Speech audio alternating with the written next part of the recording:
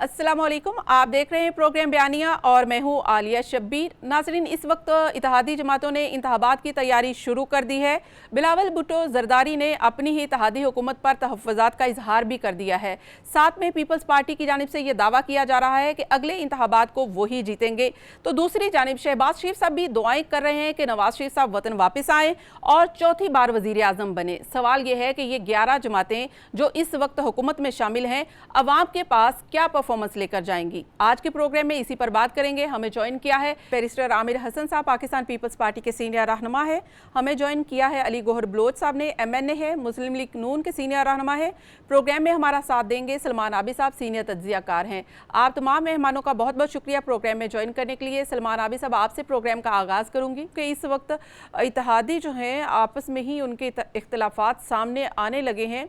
पहले ये इख्तलाफ सामने नहीं आए थे, वो यकजा थे किसी दूसरे को काउंटर करने के लिए। अब जिसको काउंटर करना था अब उनका तो सफाया हो चुका है, तो अब ये आपसी इख्तलाफात सामने आ रहे हैं। कहीं बजट को लेकर हैं, कहीं दूसरे सियासी तहफ़्फ़ुज़ात हैं, इलेक्शन को लेकर भी हैं। तो आपको क्या लगता है कि ये इत्तेहाद कायम रहेगा इलेक्शन से पहले तक?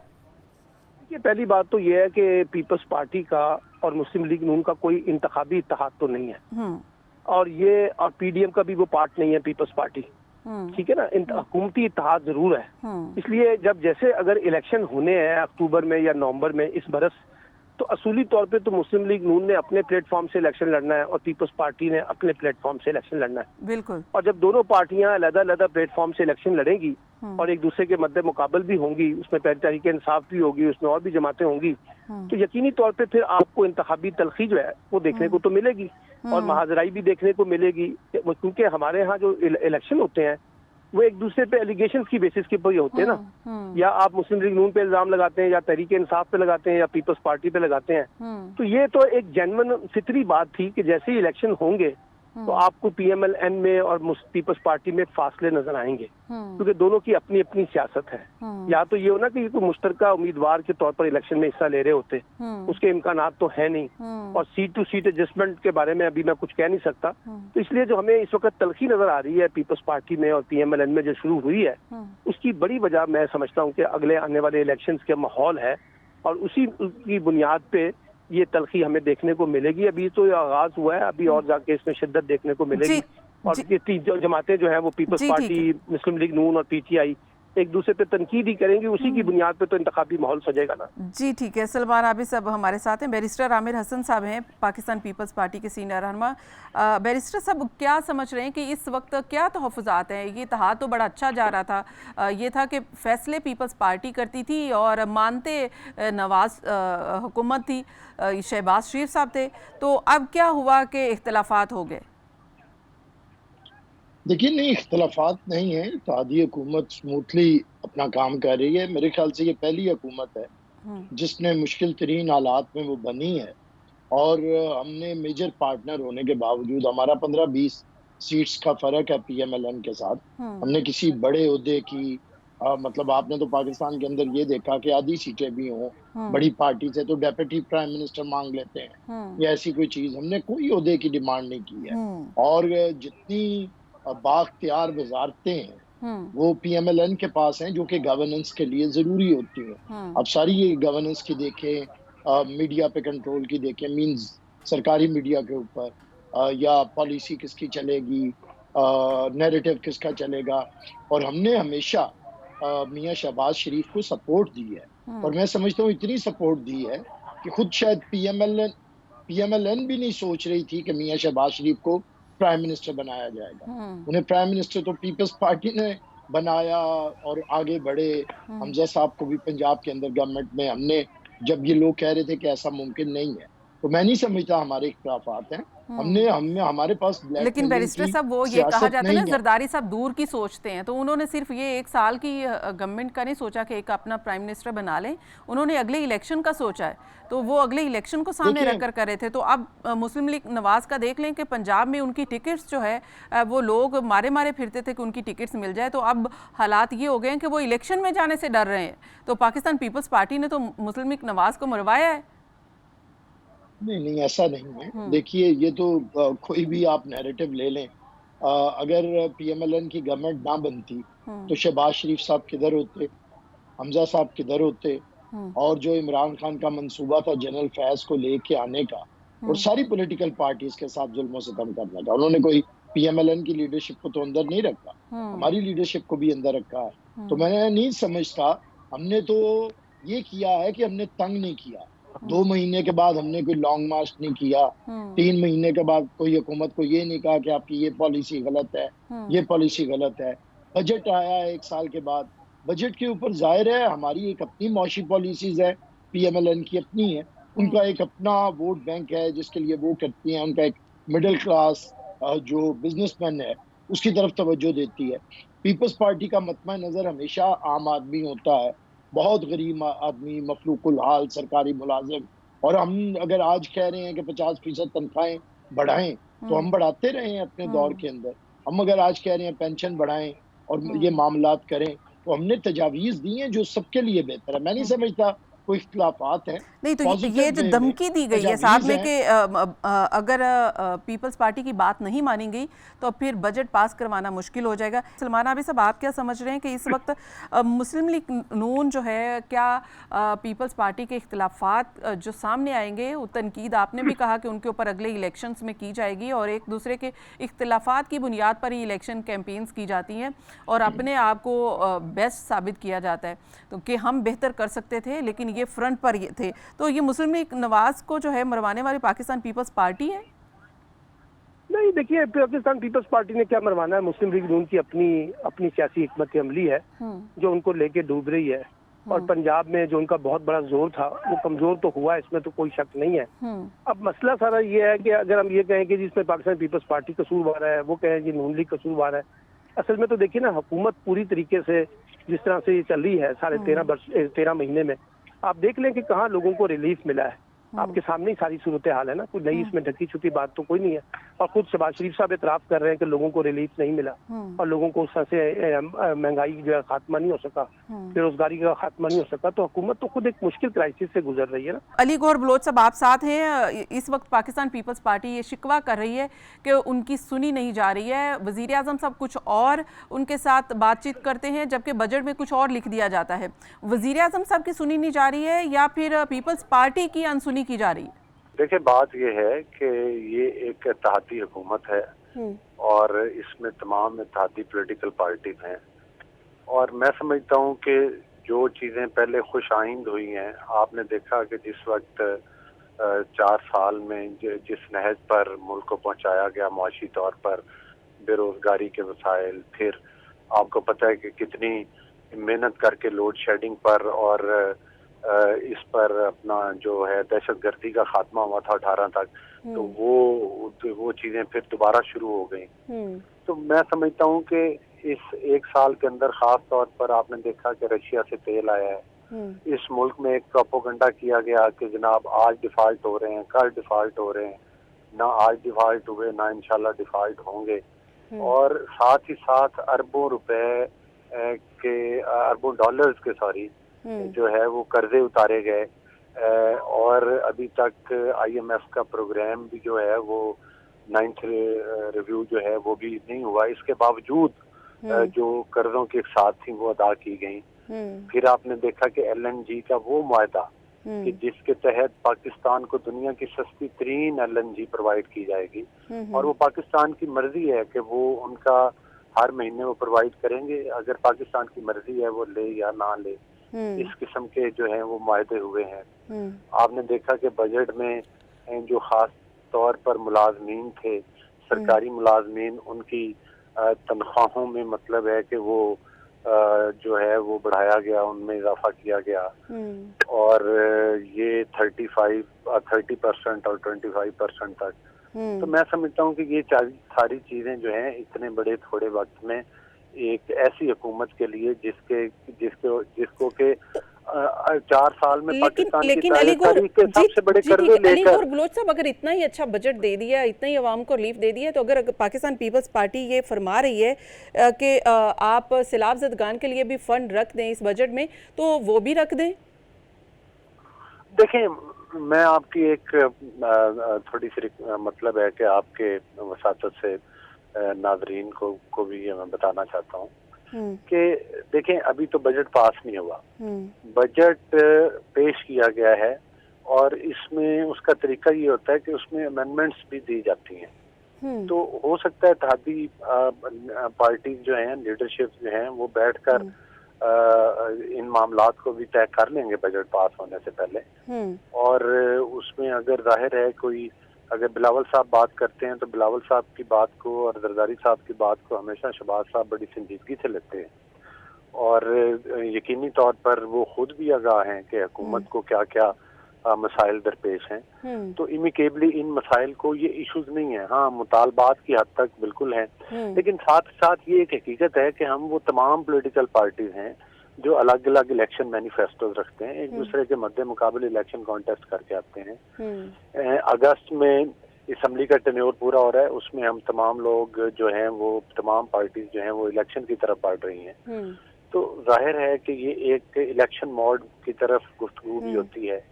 तमाम पार्टी ने कल को अवाम में जाना है तो उन्होंने अवाम की हमदर्दियां भी हासिल करनी है। तो ये बातें भी और मुतालबात, जाहिर है जिसमें भी अवाम का भला हो, अगर वसाइल इजाजत दें तो वो अवाम पर ही निछावर करने चाहिए। राइट, यहाँ पर पीपल्स जो भी हुकूमत की परफॉर्मेंस में नाकामी रही है उसका बोझ अपने कंधों पर लेकर इलेक्शन कैंपेन में नहीं जाना चाहती, इसीलिए मुस्लिम लीग नवाज को इस सब जिम्मेदारी और सब नाकामी का मलबा उस पर डालने के लिए शायद ये उनके ऊपर तहफ़्फ़ुज़ात का इजहार कर रही है, ऐसा बज़ाहिर जो है वो तासुर देने की कोशिश कर रही है। मुस्लिम लीग नवाज यहाँ पर शामिल करेंगे एक ब्रेक के बाद जब हम वापस आएंगे यहीं से कंटिन्यू करेंगे। Keep watching. वेलकम बैक नाज़रीन, प्रोग्राम में एक बार फिर से खुशामदीद। अब सब इलेक्शन की तैयारियां कर रहे हैं और पाकिस्तान पीपल्स पार्टी ये चाहती है कि इलेक्शन वक्त पर हों। सलमान आबिद साहब, आपको क्या लगता है कि इलेक्शन वक्त पर होने जा रहे हैं? गहमा शुरू हो गई है और हमें लग रहा है, जैसे अभी गवर्नर साहब ने भी कहा कि अगस्त में टेन्योर खत्म हो जाएगा तो उसके बाद फिर इम्कान यही है कि इलेक्शन शेड्यूल आ जाएगा। और लेकिन पाकिस्तान में कोई बात हतमी तौर पर नहीं की जा सकती। बज़ाहिर तो कानूनी तौर पर, आईनी तौर पर तकाजा यही है कि इलेक्शन जो है वो अक्टूबर या नवंबर के फर्स्ट वीक में होने चाहिए और अभी तक उसमें कोई रुकावट मुझे उस तरह से नजर नहीं आ रही। लेकिन क्योंकि मैंने कहा कि पाकिस्तान, अगर ये इलेक्शन नहीं होंगे तो उससे फिर पाकिस्तान की सियासी पॉलिटिकल इम्प्लीकेशंस जो है उसमें और ज्यादा इजाफा होगा। तो ये गेंद तो बुनियादी तौर पर इस वक्त हुकूमत की कोर्ट में है कि हुकूमत क्या इलेक्शन करवाना चाहती है, नहीं करवाना चाहती है और वो उसके पास उसके अलावा ऑप्शन क्या है। लेकिन सलमान आबिद साहब, जैसे पाकिस्तान पीपल्स पार्टी कह रही है कि इलेक्शन वक्त पर होने चाहिए, बिलावल भुट्टो साहब ने कह दिया है कि इलेक्शन वक्त पर होने चाहिए, यानी कि पाकिस्तान पीपल्स पार्टी तो इलेक्शन के हक में है। मुस्लिम लीग नवाज, मुस्लिम लीग नून ने भी, अब मुस्लिम लीग नून ने पहले तो कहते थे इलेक्शन के बारे में, अब तो मुस्लिम लीग नून भी कह रही है कि इलेक्शंस होंगे। और शहबाज शरीफ साहब ने भी कहा है, कल मरियम ने भी जब पार्टी कन्वेंशन हुआ है तो उसमें कहा है कि इस साल के आखिर में इलेक्शन होंगे। तो अब मुस्लिम लीग नून के लोग भी, ख्वाजा आसिफ साहब ने भी कहा है। तो मुझे लगता है कि अब एक अंडरस्टैंडिंग डेवलप हो रही है कि हमें अक्टूबर या नवंबर में जनरल इलेक्शन की तरफ जाना है।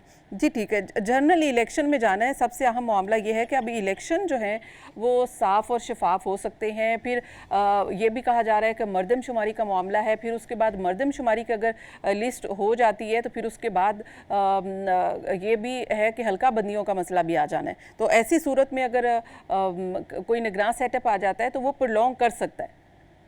देखिए, बात यह है कि फिर मैंने कहा ना, अगर आपने इलेक्शन में डिले करना है तो फिर आप कोई भी बहाना बना सकते हैं, कोई भी जवाब निकाला जा सकता है, लेकिन उससे फिर पाकिस्तान के सियासी मसाइल तो और ज्यादा खराब ही होंगे ना, कम तो नहीं होंगे। तो इसलिए बेहतर है कि इलेक्शन जो है, इलेक्शन की तरफ रुजू किया जाए और इलेक्शन की तरफ जाना ही मुझे लगता है कि इस वक्त मसले का हल होगा और यही इस वक्त एक ऑप्शन है। लेकिन अगर आप मरदमशुमारी को या बाकी चीजों को जवाब बनाएंगे तो उससे फिर मामलात और आगे निकल जाएंगे, फिर शायद इलेक्शन वाला मामला फिर पीछे रह जाएगा और सियासत जो है वो और ज्यादा महाजराई की तरफ बढ़ेगी। बिल्कुल सही कह रहे हैं बैरिस्टर आमिर हसन साहब। पाकिस्तान पीपल्स पार्टी इलेक्शन की तैयारी कर रही है और दावा भी कर रही है कि वो कराची के मेयर की तरह बाकी भी इलेक्शन जीत जाएगी। तो किस किस्म की तैयारी है और ये कॉन्फिडेंस आप जो शो कर रहे हैं ये किस बुनियाद पर है कि कैसे पॉपुलैरिटी पाकिस्तान पीपल्स पार्टी ने गेन कर ली है, इत्तेहादी होने के बावजूद ये दावा कैसे मुमकिन है? देखिए, इत्तेहादी होने या ना होने से दावे का तो कोई ताल्लुक नहीं है। हम पाकिस्तान की सबसे पुरानी पॉलिटिकल पार्टी हैं जिसकी एक जद्दोजहद है और जिसकी आज भी मतलब हम सिंध के अंदर, बलूचिस्तान के अंदर, अब जनूबी पंजाब के अंदर, सेंट्रल पंजाब के अंदर हम दोबारा एक अपना मामला को दुरुस्त कर रहे हैं। KPK के अंदर हम पहले से बहुत बेहतर हैं। तो हम तो वो पूरी इंशाल्लाह ताला उस तवक्को के साथ आगे बढ़े हैं। और सबसे बड़ी बात ये है कि आलिया साहबा पीपल्स पार्टी को हमेशा से पंजाब के अंदर कोशिश की जाती रही एस्टेब्लिशमेंट की तरफ से कि इसे इक़्तिदार से दूर रखा जाए। और ये 40 साल का किस्सा और कहानी है, और ये 45 साल का, बढ़ते बढ़ते इसे लाताल्लुक किया पंजाब की सियासत से।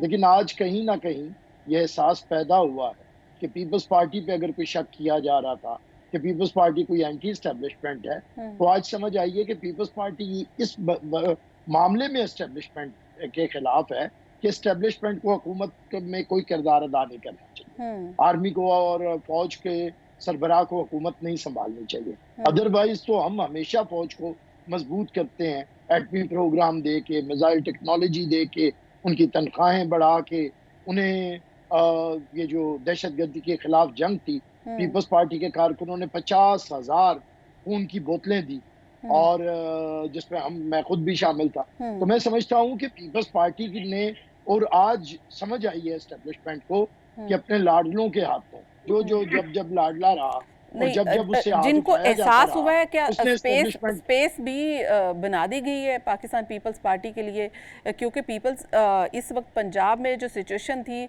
अगर कुछ माइनस हो रहे हैं तो स्पेस क्रिएट हो रही है, तो ये स्पेस किसको मिलेगी? इस्तेहकाम पाकिस्तान पार्टी को मिलेगी या पाकिस्तान पीपल्स पार्टी को मिलेगी? देखिए आलिया साहबा, आज स्पेस नहीं बनाई जा रही। जिनके लिए स्पेस बनाई गई थी उनसे स्पेस छीन ली गई है। फर्क इतना है। देखिए, आज मैं हैरान होता हूं जब लोग कहते हैं कि पीटीआई के साथ बड़ा जुल्म हो रहा है जी, उनके लोगों को। कौन से उनके लोग? हमारे पंजाब पूरे से 40 साल का जिनका हमारे साथ ताल्लुक थे, उन्हें पकड़ पकड़ के छड़ी के साथ और दूसरे मामलात के साथ किधर भेजा गया, उनके गले में पट्टे डलवाए गए, सबको पता है। आज जब एक पॉलिटिकल पार्टी जिसने अपने खुदकुश बमबार बन के अपने आप पे हमला कर लिया है, तो अब जो लोग पॉलिटिक्स करना चाहेंगे वो किधर जाएंगे? ये सब तो पीपल्स पार्टी के लोग थे। 40 साल उनका ताल्लुक पीपल्स पार्टी से रहा। 4 साल अगर उनका ताल्लुक पीटीआई से रहा है, तो मुझे बताएं वो पीटीआई के हैं या पीपल्स पार्टी के हैं? आज अगर वो वापस आ रहे हैं, तो वापस पाकिस्तान पीपल्स पार्टी में फिर क्यों नहीं आ रहे? ये पाकिस्तान पीपल्स पार्टी के ही लोग थे, तो सवाल तो ये है कि ये फिर इस्तेहकाम पाकिस्तान पार्टी में क्यों एडजस्ट हो रहे हैं? पाकिस्तान पीपल्स पार्टी में क्यों वापस नहीं आ रहे? देखिए, ज्यादातर लोग वापस आएंगे इस्तेहकाम पाकिस्तान पार्टी। देखिए, पॉलिटिकल पार्टीज के अंदर कुछ ग्रुप्स बनते हैं, किंग्स पार्टीज बनाने की कोशिश की जाती है, लेकिन किंग्स पार्टीज का फिर मुकद्दर इसी तरह का होता है। वो फिर थोड़े अरसे के बाद नामों की पार्टियां रह के खत्म हो जाती हैं, और फिर कुछ भी उनके पल्ले नहीं रहता। तो मैं नहीं समझता कि कोई किंग्स पार्टी चल सकेगी। इस्तेहकाम पार्टी, देखे, मैं किसी पे तनकीद नहीं करता, उन्हें हक है, अभी इलेक्शन लड़ेंगे। आप अभी तो मैं नहीं समझता कि उन्हें आप जिस तरह मीडिया पे टाइम दे रहे हैं, लोगों को बुलाना, वो तो तुक नहीं उनका बनता, क्योंकि अभी तो उनका कोई मामला नहीं है। हाँ, इलेक्शन लड़े, लेकिन पाकिस्तान की सियासी हकीकत में हमेशा इलेक्शन के लिए 2 तरीके होते हैं। एक, आपके पास पॉलिटिकल पार्टी के पास या करिज्मेटिक लीडरशिप हो, या आपके पास करिज्मेटिक प्रोग्राम हो। इस्तेहकाम पार्टी के पास दोनों नहीं है। अब उनकी जो लीडरशिप है, उनके पैट्रियटिक चीफ, उनके प्रेसिडेंट, उनके सेक्रेटरी जनरल और उनके इंफॉर्मेशन, उनकी तो कोई हल्के ही नहीं है। उनकी तो अपनी अपनी कोई सीट ही नहीं है पक्की। तो जिनकी अपनी सीटें पक्की नहीं है, उनके पास किन वोटों की वजह से, मतलब आज अगर कोई बंदा खड़ा हो, तो तरीन साहब के वोट किधर हैं कि लोग उनकी तरफ आएंगे? तरीन साहब का प्रोग्राम क्या है, आप मुझे बता दें कि जिस प्रोग्राम से लोग मुतासिर हो गए। अभी उन्होंने खुद को साबित करना है, इलेक्शंस में आए, प्रोग्राम पेश करें, हक हासिल है उन्हें। अगर लोग उनके साथ चले तो अच्छी बात है, लेकिन पीपल्स पार्टी की तो एक लेगेसी है। पीपल्स पार्टी नाराज है इस्तेहकाम पाकिस्तान के आने से, कि ये एक एटलीस्ट अगर जीत भी नहीं सकती तो पाकिस्तान पीपल्स पार्टी का वोट जो होगा उस पर असरअंदाज तो हो सकती। नहीं, मेरा नहीं ख्याल है। ग्रुप्स होते हैं, ज्यादा बेहतर तो ये है कि सियासत को मजबूत करने के लिए बड़ी पॉलिटिकल पार्टीज को मजबूत होने दिया जाए, उनके ऊपर उन्हें तोड़ा ना जाए, जैसे तोड़ के बनाई जाती रही। हमारी जमातें तोड़ के बीच में से पैट्रियट निकला, क्यू लीग निकली, फिर क्यू वाले लोगों को और हमारे टूटे हुए लोगों को इसके साथ मिलाया गया, ये जो पीटीआई थी। तो मैं समझता हूँ पॉलिटिकल पार्टीज को तोड़ने का काम अगर छोड़े, ये जो ड्रामा शुरू हुआ था ना कि 2 पॉलिटिकल पार्टीज नहीं होनी चाहिए, तीसरी होनी चाहिए। ये ड्रामा शुरू किया था अयूब ने, याहिया ने, उसने भी 2 पॉलिटिकल पार्टीज के इक्तदार को याहिया ने नहीं माना था, अवामी लीग और पीपल्स पार्टी। यही काम जनरल ज़िया ने किया था, यही जनरल मुशर्रफ ने किया था, उसी की कंटिन्यूटी पीटीआई की। तो मैं समझता हूँ जब 2 पॉलिटिकल फिलॉसफीज होंगी और पॉलिटिकल लोग उभरेंगे तो फिर पॉलिटिकल प्रोग्राम ये मैच जो है, ये इलेक्शन का मैच पीपल्स पार्टी और नून लीग के दरमियानी होगा, और एट द एंड जब इक़्तिदार का मफाद होगा तो फिर ये साथ में भी बैठ जाएंगे। तो ये किस किस्म की ऑपोजिशन होगी कि इक़्तिदार में तो साथ होगी, इलेक्शन में अलग अलग होगी। अली गौहर बलोच साहब, एक तरफ तो पीपल्स पार्टी को तहफ़्फ़ुज़ात हैं बजट के हवाले से, लेकिन मुस्लिम नवाज को भी तहफ़्फ़ुज़ात हैं। जी अली गौहर बलोच साहब, आपको आवाज़ आ रही है? जी आ रही है, आप सवाल रिपीट कर दीजिए प्लीज। पीपल्स पार्टी को तो एतराज़ है ही, तहफ़्फ़ुज़ात हैं ही, लेकिन मुस्लिम लीग नवाज को भी तहफ़्फ़ुज़ात हैं। आज़ाद कश्मीर के इलेक्शन हो या फिर कराची मेयर के इलेक्शन हो, इसके ऊपर वो तहफ़्फ़ुज़ात का इजहार आपके तलाल चौधरी सब कर रहे हैं। वो कह रहे हैं कि ऐसे इलेक्शन आम इंतखाबात नहीं होना चाहिए। देखिए, बात ये है कि जहाँ तक मेयर के इलेक्शन थे वहाँ पर PMLN ने पीपल्स पार्टी को सपोर्ट किया है, और जाहिर है कि जहाँ पर आज़ाद कश्मीर के आप इलेक्शन की बात कर रही हैं, तो जाहिर है 2 पॉलिटिकल पार्टीज जब आपस में कॉन्टेस्ट करती हैं तो फिर लोकल लेवल पर जो कारकुनान हैं, जाहिर है जो उस वक्त इलेक्शन में इन्वॉल्व होते हैं, उनमें से हर पार्टी के कुछ ना कुछ तहफ़्फ़ुज़ात होते हैं जो सामने आते हैं। लेकिन इलेक्शन करवाना इलेक्शन कमीशन का काम है, और हम तवक्को करते हैं कि वो तमाम पॉलिटिकल पार्टीज के लिए लेवल प्लेइंग फील्ड मुयस्सर करेगी और मुयस्सर होना चाहिए। लेवल प्लेइंग फील्ड की आप अली गौहर बलोच साहब जो बात कर रहे हैं, वो तो आप लोगों ने खुद बना ली है ना। आप पार्लियामेंट में आपने बिल जो पास कर लिया है। अब नाहली से मुतालिक आप लोग कहते थे कि नवाज शरीफ साहब वापस आ जाएं तो ये लेवल प्लेइंग फील्ड हो जाएगी, तो अब तो वो राह हमवार हो गई। अब नवाज शरीफ साहब को कब पाकिस्तान बुला रहे हैं आप? देखिए, नवाज शरीफ साहब जो हैं वो पाकिस्तान बिल्कुल आएंगे, और वो 3 बार मुल्क के वजीर आजम रहे हैं। तो चौथी बार भी शहबाज शरीफ साहब तो ये दुआएं कर रहे हैं कि चौथी बार भी वही बनेंगे। देखिए, इंशाअल्लाह ताला हमारी पार्टी के हर कारकुन की यही ख्वाहिश है कि नवाज शरीफ साहब वजीर आजम बने, और ये बिल्कुल मतलब जाहिर है कि पाकिस्तान के लिए उन्होंने डिलीवर किया है। CPEC जैसे प्रोजेक्ट लेकर आए, चागी के मकाम के ऊपर जब धमाकों की बारी हुई तो लाखों डॉलर्स की ऑफर्स उन्होंने जो हैं वो मतलब ठुकराई, और पाकिस्तान का मैं समझता हूँ वकार भी बुलंद किया, पाकिस्तान की सॉवरेंटी को बहाल रखा, पाकिस्तान के जो सलामती थी उसके लिए जो मामला जरूरी थे उसके मुकाबले में वो अमेरिका के आगे झुके नहीं। ये तो अब नारा लगाया जाता था ना कि जनाब अमेरिका की वो एब्सोल्युटली नॉट और जली नारे और वो जली बयानिए बनाए गए थे। अमली तौर पर जो कुछ करना होता है वो काफी मुश्किल होता है, और साथ ही साथ ये है कि पाकिस्तान इंशाअल्लाह ताला जमहूरियत पाकिस्तान में जो है वो मजबूत हो रही है रोज बरोज।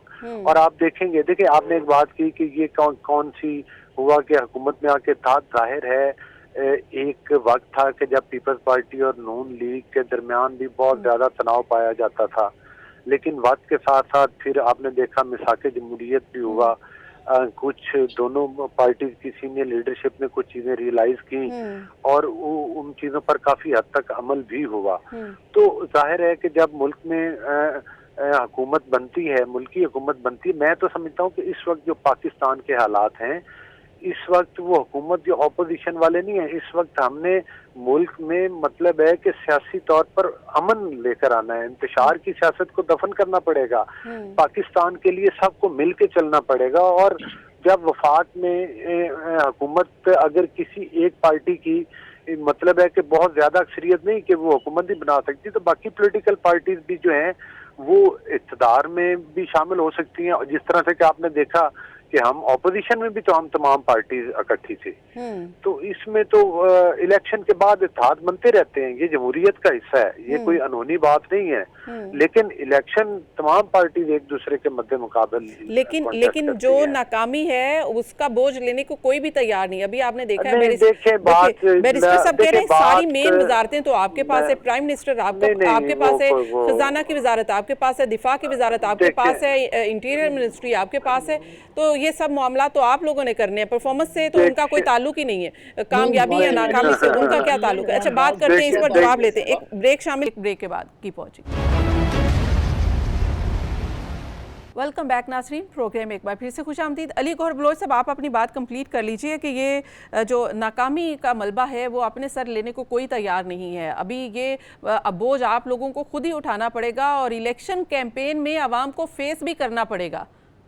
देखें, बात ये है कि मेरे या बैरिस्टर साहब के बात करने या ना करने से कोई मतलब है, मैं समझता हूँ कि चीज़ों पर कोई ख़ास फ़र्क नहीं पड़ता। असल चीज़ ये है कि जो परसेप्शन अवाम में होता है वो तमाम पॉलिटिकल पार्टीज जो भी हुकूमत में शामिल होती हैं, अगर मैं इस तरह गिनवाना शुरू कर दूं तो पीपल्स पार्टी के पास भी कोई कम अहम वजारतें नहीं हैं, बड़ी अहम वजारतें हैं। और यकीनी तौर पर मैं समझता हूं कि पीपल्स पार्टी के वज़रा और पीपल्स पार्टी के जो लोग हैं वो भी अपनी तरफ से मेहनत कर रहे हैं इस हुकूमत को कामयाब बनाने के लिए। या जो भी क्रेडिट को इस बात का नहीं है कि सिर्फ एक पार्टी की, अगर कोई चीज अच्छी हुई है तो उसका क्रेडिट भी तमाम पॉलिटिकल पार्टीज को जाता है। अगर कोई चीज नहीं बेहतर हुई और उसमें बेहतरी की गुंजाइश है तो उसको भी तमाम पार्टी को उन चीजों को जो है वो ऑन करना चाहिए। जी बिल्कुल सही कह रहे हैं। बैरिस्टर साहब की जानिब चलते हैं। बैरिस्टर साहब, आप क्या समझ रहे हैं कि ये जो इलेक्शन, अब जाहिर है कि अब जैसे कैंपेन शुरू हो गई है और जो माहौल बन रहा है, इससे लगता है कि ये है कि इलेक्शन आज नहीं तो कल तो हो ही जाएंगे, कुछ वक्त लग सकता है, देर हो सकती है, लेकिन इलेक्शन होने अब तय हो चुके हैं। अगर इलेक्शन होते हैं तो आपको नहीं लगता कि ये मतनाज़ इलेक्शन हो सकते हैं? क्योंकि इलेक्शन कमीशन के ऊपर कोई भी एतबार करने को तैयार नहीं है, सबको तो हफ्जात हैं। अगर कराची का इलेक्शन, मेयर का इलेक्शन देख लें तो जमात इस्लामी इस पर बरमला कह रही है कि ये मुतज़ाद इलेक्शंस हैं और इलेक्शन कमीशन जो है नाकाम हो चुका है। देखिए, मैं नहीं समझता इलेक्शन कमीशन के ऊपर किसी को एतराज़ है। एक पाकिस्तान का कल्चर है, थोड़ा सा ये बात होती है। ये इलेक्शन कमीशन हमारा बनाया नहीं, ना हमने बनाया, ना PMLN ने बनाया, ये तो पिछली हुकूमत बना के गई है। जहाँ तक कराची के मेयर की और जमात इस्लामी की बात है, जमात इस्लामी का पूरे पाकिस्तान में कहीं और काउंसलर भी नहीं। एक जगह पे उन्हें MQM के बाइकआउट की वजह से स्पेस मिली है। उन्हें हमेशा स्पेस तब मिलती है जब MQM बाइकआउट करता है या कोई किसी डिक्टेटर का दौर होता है, तो उन्हें वो स्पेस मिल जाती है। अब उन्हें वो जो थोड़ी सी स्पेस मिली है उसके अंदर उन्होंने शोर मचा दिया है। अब PTI के लोग तो वहां पे टूटे हुए हैं। PTI का सदर जिसने कहा था मुझे यहाँ पे गोली मार दो, मैं इमरान को नहीं छोड़ूंगा, वो छोड़ के चला गया। उनका गवर्नर छोड़ के चला गया, उनके सारे MPs छोड़ के चले गए, इतने बड़े नाम छोड़ के चले गए, तो चेयरमैन ने कैसे उनके साथ रहना था? उन्होंने आके टीवी पे बता दिया हमने साथ नहीं रहना। अब ये जाके इमरान के सहारे पे तो PTI नहीं खड़ी और जमात इस्लामी उसके सहारे पे जाके कराची में खड़ा होना चाह रही थी। जमात बताए ना कि सिंगल लार्जेस्ट पार्टी कौन है।